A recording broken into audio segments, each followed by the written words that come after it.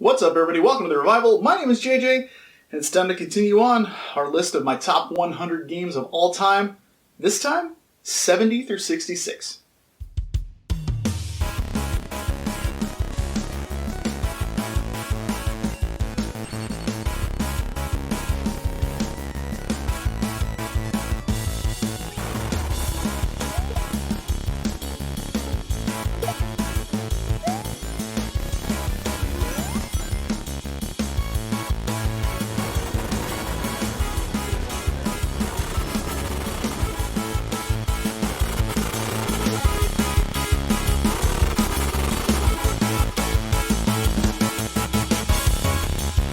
Alright, so coming in at number 70 is a game that I could have 1,000 different iterations of because this has been released so many times. It's crazy.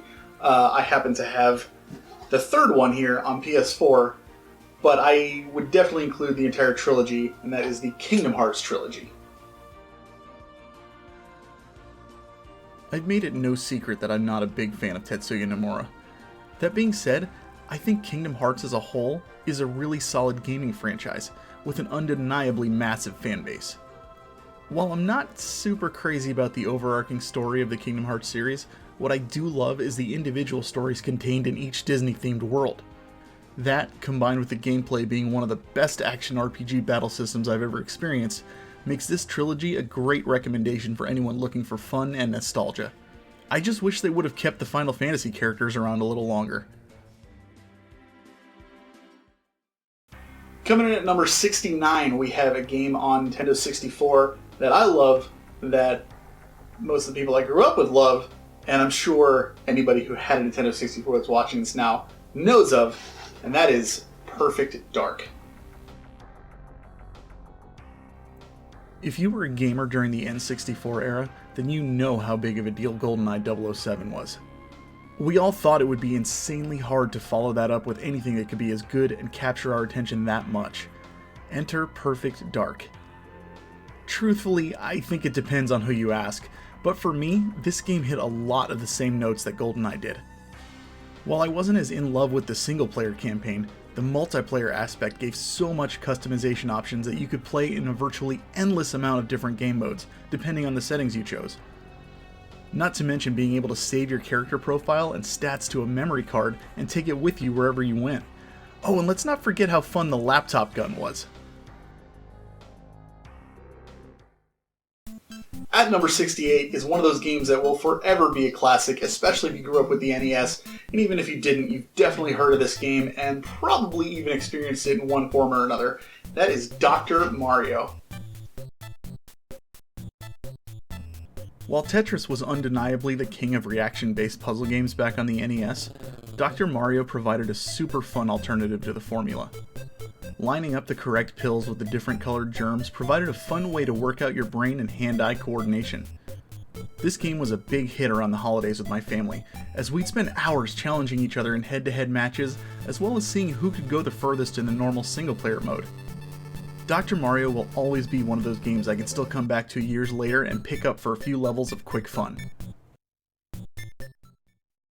At number 67 is easily my favorite beat-em-up of all time. I have played through this game so many times, I still listen to the music regularly, and I've used it on several videos that I've made for this channel. That is Streets of Rage 2 on Sega Genesis.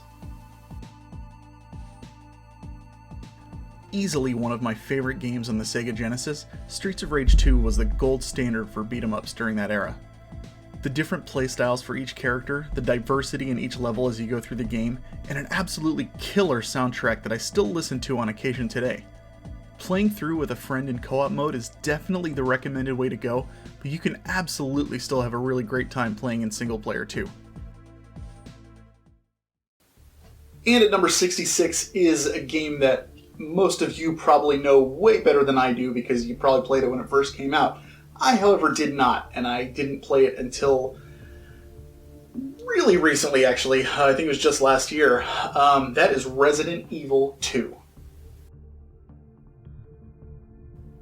Anyone who knows me knows that I don't play a whole lot of survival horror video games, which explains why I was so late to the party on the Resident Evil series.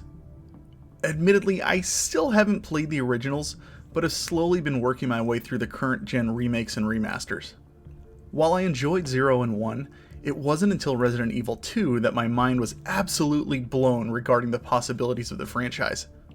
I loved the characters, the setting, and the really unique puzzles that the game offered.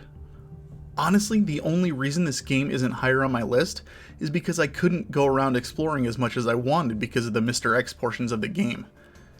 Anytime a game gives a relentless enemy that chases you around so much that it quickly goes from scary to eye roll and annoyance, it loses me. Other than that, Resident Evil 2 is a wonderful example of reasons I need to dive deeper into the survival horror genre. I kind of wonder, like, if I might one day, maybe, I know I've said I'm not interested, but the more I go through the Resident Evil series, the more I kind of want to go and check out the original versions at some point. I've just been playing through, like, the remakes and remasters, which have been great, but I am curious to see how they, began and that kind of thing, especially now that I have this new appreciation for it, because I played one of them when it first came out years ago on the PlayStation, and I don't remember which one it was, but I've talked about this before, but I played it and I went in expecting like a zombie shooter, and that is not what it is at all. Like, I thought I was just going to be going there and just killing zombies, and that was the whole game. No, it's not even remotely what it is. So now that I know that, because I was disappointed, obviously, when it wasn't that. So I didn't play it for very long, didn't give it the attention it deserved. But now that I know what it is, now that I've played through these newer versions, I definitely have a new appreciation for the series. But so we are moving along with the list. Got more coming. Obviously, we're making our way slowly. That's 35 games down, I think. So that's crazy. I am just really enjoying putting this whole thing together. It's been a lot of fun, and I think anybody who's made a list like this knows that you can do this, but you can do the same thing the following day. You can put another list of top 100 the following day, and it won't match up. So while yes, these are ranked currently, it depends on the weather. They're for the most part, these are going to be my top 100 games of all time. These are going to be ones that I consider every single time for sure, because they're unforgettable, they're amazing, and I love them so much, each for their own special reasons.